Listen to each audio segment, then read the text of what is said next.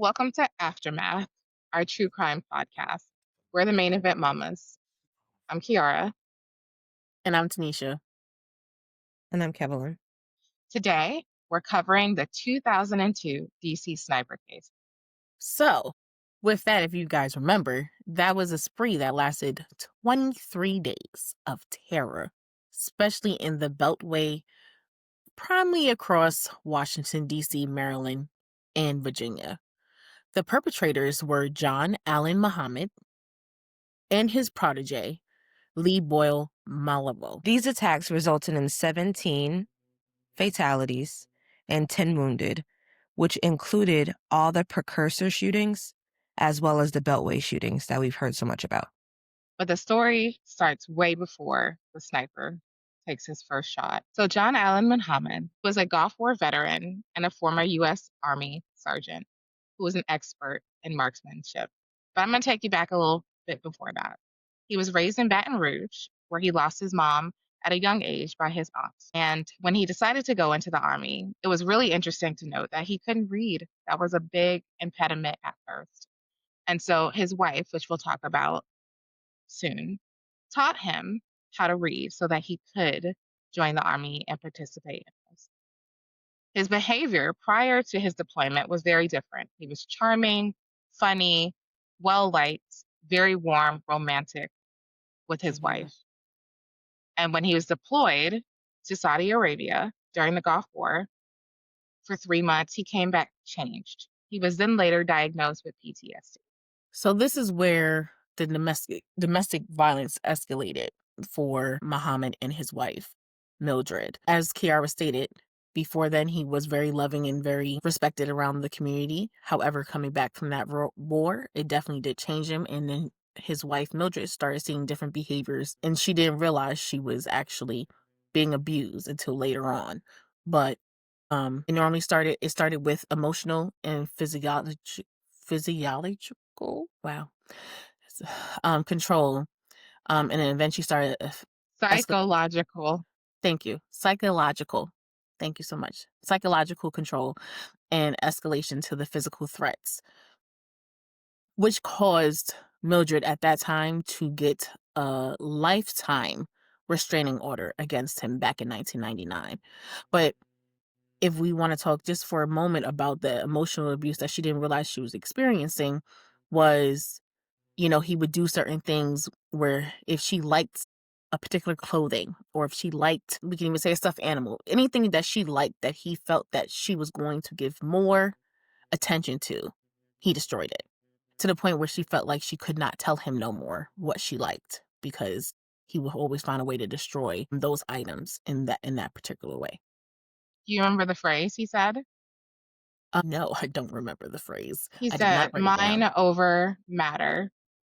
I don't mind, and you don't matter," which is insane. I can't believe he said that to her. So, like Tanisha said, Mildred was given lifetime restraining order and then decided to file for divorce. And as a result, Muhammad kidnapped their children for 18 months, taking them to Antigua. And during the time in Antigua, which Kevlin will expand on, they met someone very interesting who was key to the story. But the kids had no idea anything was going on. He told them very much that their mom was coming. He just was taking them ahead. Every time they would ask, he gave them the same answer, that their mom was coming. And then also, they had a whole interesting cultural experience, right? So when you look at it from a kid's perspective, you're on this kind of adventure for 18 months. Well, at that point, he gets into a little trouble in Antigua when the police start investigating him for stolen identity cards. It is that point when he decides to move back to the US and flee, this particular upcoming prosecution in Antigua.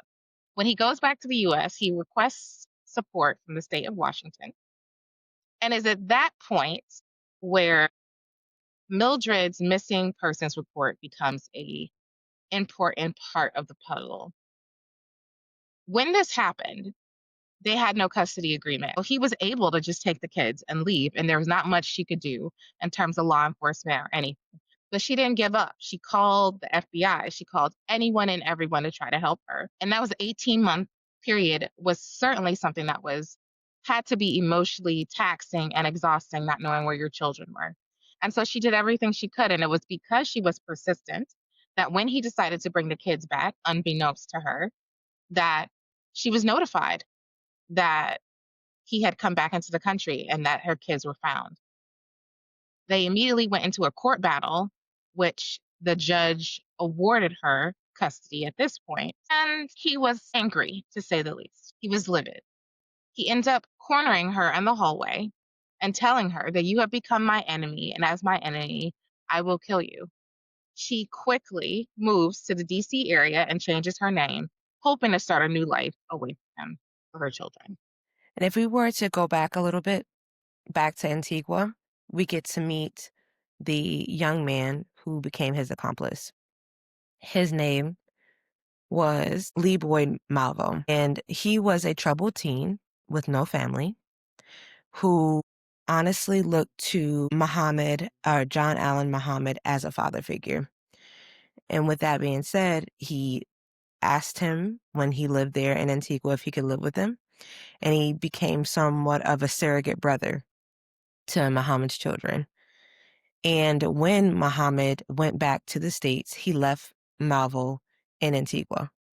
However, after the proceedings that happened between Muhammad and his wife, he called Malvo and told him, "Son, I need you." And Malvo then came over to the States. During their time together, and he actually came to Washington State, which is where where Muhammad was. During their time together, it really became a boot camp where he drilled Malvo, changing his identity from the inside out. He actually would do 16 hours at the shooting range, making him consistently shoot and imagine him shooting himself. He actually told him that he had to, in order for him to be used for what he needed him for, he had to die within himself. And essentially, that's what happened. During that time, he trained him to be a natural born killer, which we then get to see play out throughout this time on the precursor shootings as well as on the Beltway murders and Wounded. Terrifying. Can you imagine?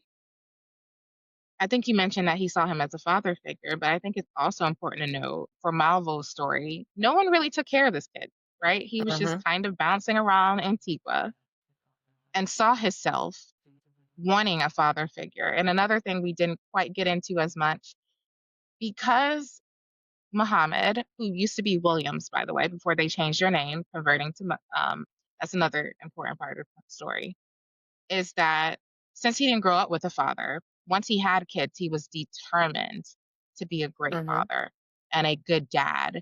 And as a result, he built these great relationships with his kids, right? They were playful and they were fun, at least around the time he came back from, I mean, before he went to the war, right? But then obviously people still found him as charming. He was helpful. And unfortunately for Malvo, it kind of steered him in the wrong direction. It did. And unfortunately, on let's say on the for Muhammad to have his vengeance or revenge as he was probably looking at it, because now he's lost his children and he feels his wife is to blame in that. So with that, they started on their initial killing spree. Also, I feel like to bring Lee to test his instincts, to be able to do it without a question. Like, just go do it. If you can't do it, then we can't, that's how it felt like listening to the documentaries. And they used a particular type of rifle, which was a Bushmaster 8, and they fire it from a modified Chevrolet Capri 1990, which when I say modified, they pretty much made it to where it was no one got out the car. You climbed in the back seat, pulled in. They had like a cutout in the hood, in the trunk space, so they can be able to point the rifle out without anyone noticing that what was happening. And that's what they called it a rolling sniper nest, which makes sense because you can park right here, shoot whoever you're going to shoot, and drive away. And no one will bat an eye or think that it was you, right? Because when we think about a sniper, especially when they was thinking about these things, you're thinking about a sniper being up top or being in a building or being, like, you're not thinking that a sniper is going to be in a car, right? So the spree was fast, killing people at gas stations and parking lots. But that just showed that they had no Particular victim in mind, particular right? victim in mind. Even like when they first started, right? So if they're coming from Washington State, they're going across lines to get all the way to DC. They had a whole bunch of shootings in that process. One of them was actually a close friend of theirs who was running. We also failed to mention that he had a successful business with him and his wife. He did. Had a successful business, and the first victim was actually their accountant for their business. And unfortunately, because their accountant was not home, they shot and killed her niece, who was, I believe, 21, 22, who just had a She was baby. 21. Mhm. Yes. 21. And she just had a baby who was about, 6 months old, I think they said, or a couple of. So he was going also for people who were who personalized, who helped his ex-wife get the kids, get them away from him. He was going after them. But then it just started to meticulate, where they were just starting to shoot random people across, like in Arizona, I believe, right? Wait, going this way. Yeah, in Arizona, until they got all the way to the DC. Just to get, I guess, pretty much, like I said, to get Lee the guts to keep killing people without having a conscience about it anymore. Well, it was also, keep in mind, so he did drill that into him throughout the shooting. So I want to go back a little bit and in a way in what you were saying and highlight Iran Brown. So unlike most victims, he was only 13 years old. He was outside his middle school. Like there's no logical reason why he should be frightened to be outside his middle school and to get hurt in that manner. But like you said, they attacked people from all over the place. And yes, the shootings they were in Washington, they were in Arizona, they were also in Alabama, they were in Georgia as well. And I want to go back to the Alabama shooting a bit because he killed Claudine Parker, who was 52 at the time and was a manager at a store.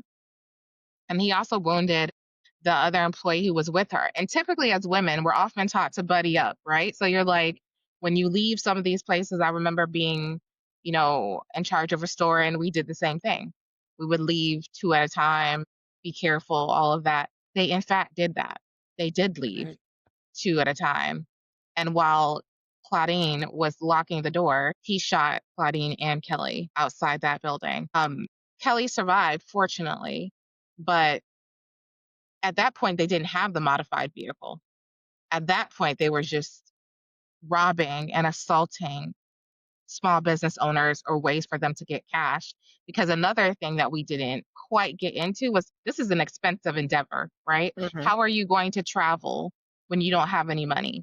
So this is what they did. They decided to commit other crimes along the way to help them pay for this spree, which ultimately costs a lot of lives. Correct. And just like you mentioned, Kiara, one of the last ones that they committed was to a pizza owner who they shot 5 times.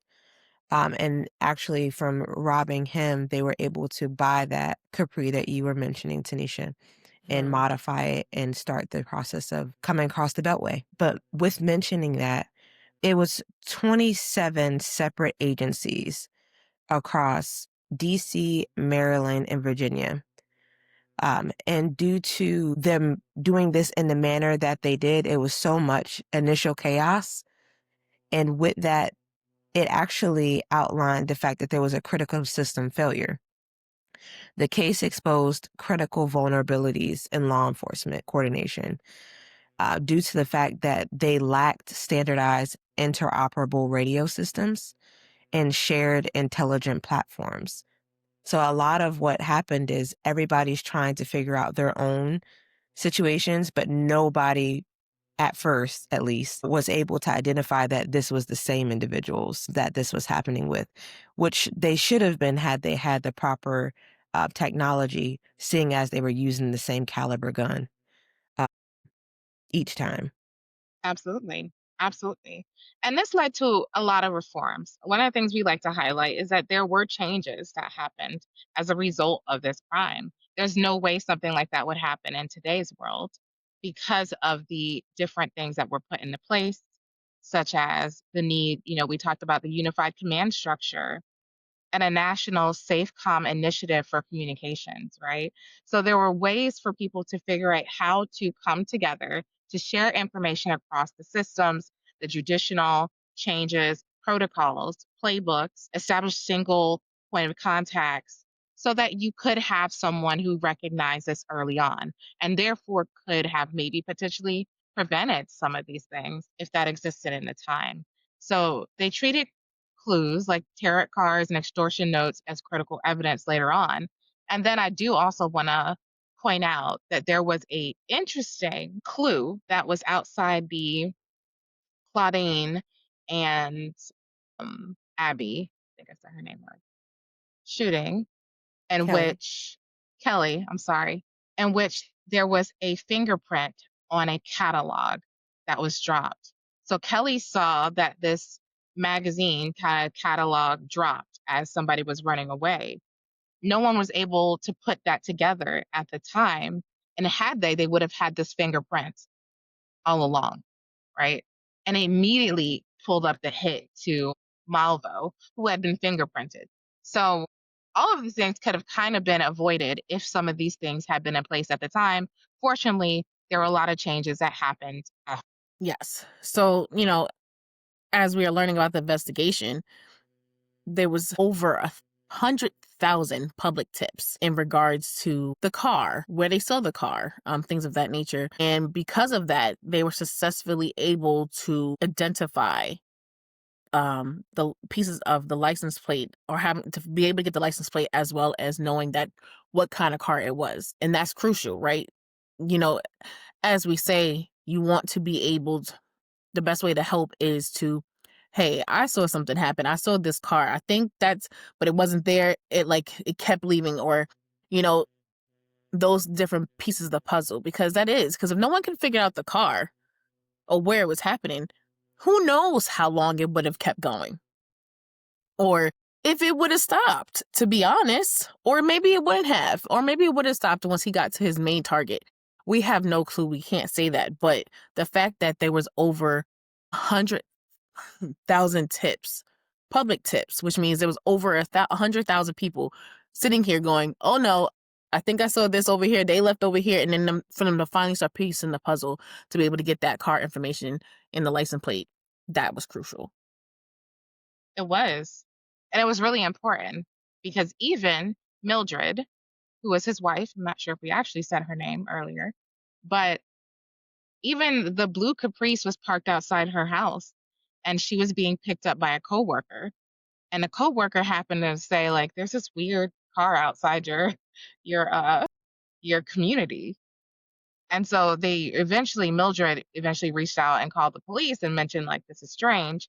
And when they came, that car was gone. But she had noticed there were two African American men in the vehicle and that one was hiding their face from her. Well, likely because it was, in fact, her ex husband and Malvo who were in that vehicle and actually spent the time stalking her in between committing these other atrocities. So while this crime is beyond disturbing, there were so many victims. It Yeah. impacted so many of our lives. I remember that time and thinking, what is going on? But it was even difficult to cover it on the news, if you remember, because again, they were putting some pieces together that maybe the police weren't even putting together at the time. But the victims and the people who were affected by this, they chose to turn this into an opportunity to give back to their community. Mildred Muhammad, for one, she transformed her experience into advocacy. She focused on domestic violence and terrorism and public safety.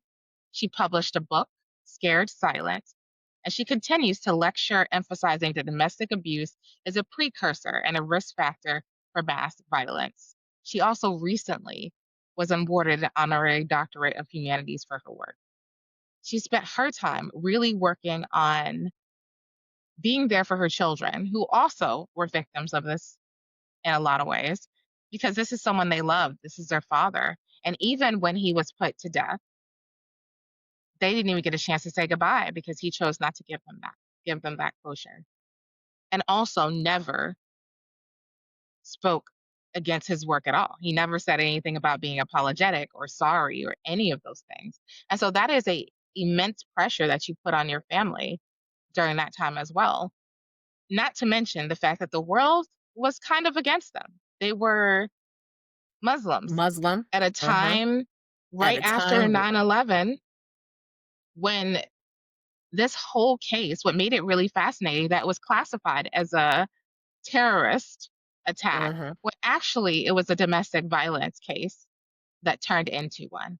So I thought it was really important that Mildred was brave enough to tell her story, to face her critics, and to continue giving back after going through this horrible experience. I agree with that. And along with that, another victim that actually survived was Iron Brown, which we mentioned earlier. He survived his critical wounds and he went on to graduate from college. He currently maintains a relatively low profile and just has worked on rebuilding his life. And then, of course, the families of the deceased, including Linda Franklin's family, sought closure through trials and execution. They remain active in advocating for crime victims' rights. And that's huge. We don't want to shine light less on the deceased families because, they did unfortunately lost their family members just doing regular things. There was no one after them. There was no, so to lose your family that way, um, in such a malice way that had nothing to do with nothing. Well, it had something to do with someone else, and your family just got ripped apart because of it. That every family has to seek closure in whatever way. And did they really get closure? I don't know. But for them, watching him get executed was what they needed. For some people, right? Mhm. There were several people who didn't go see him to be executed, including Mildred, right? She chose Mhm. to be there for her children at that point. Other victims and other people who survived these attacks may not have wanted to be in the room with him again.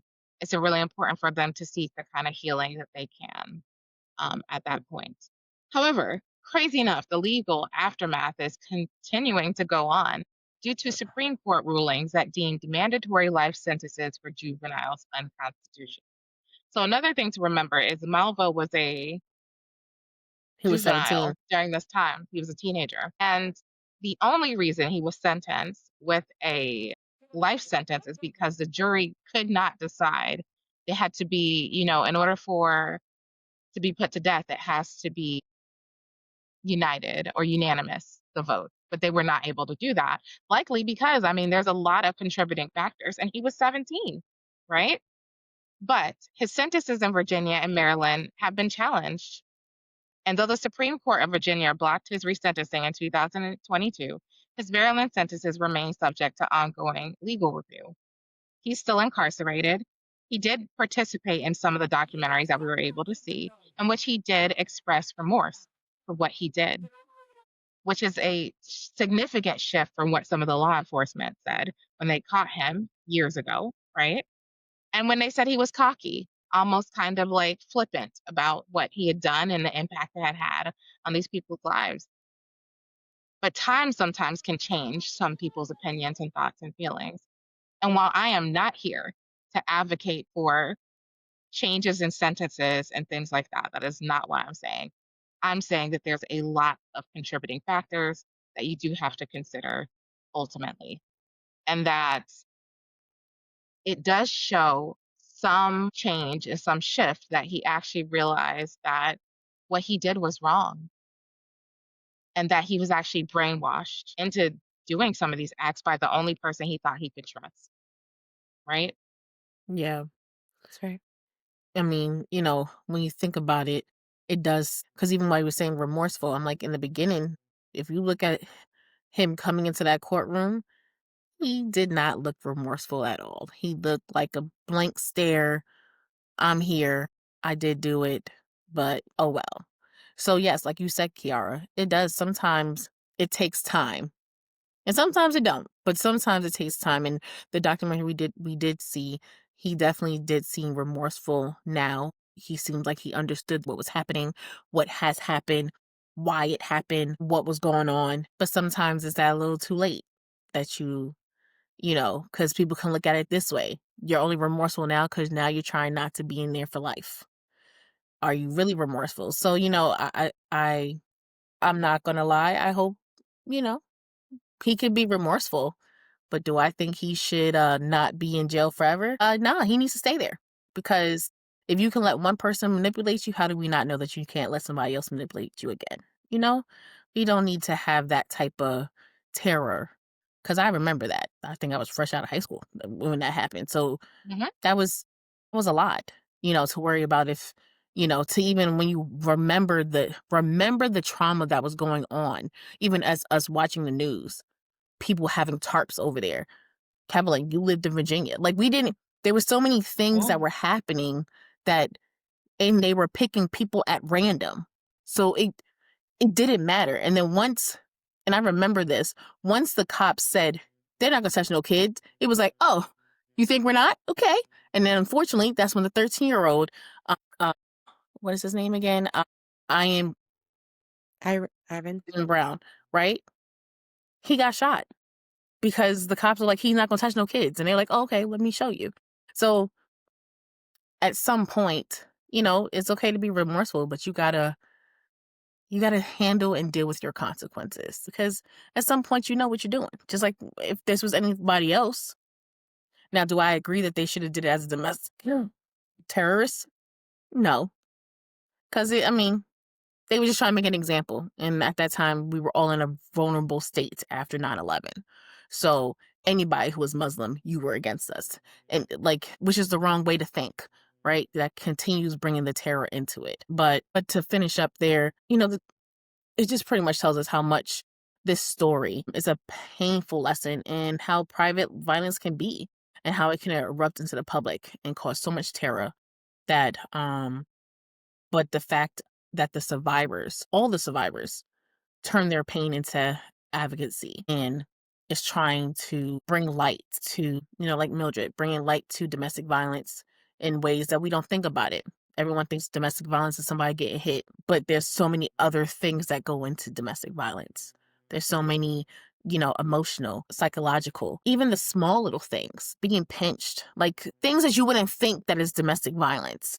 It is, and unfortunately, with all the other survivors too, they're just trying to bring awareness to the unthinkable.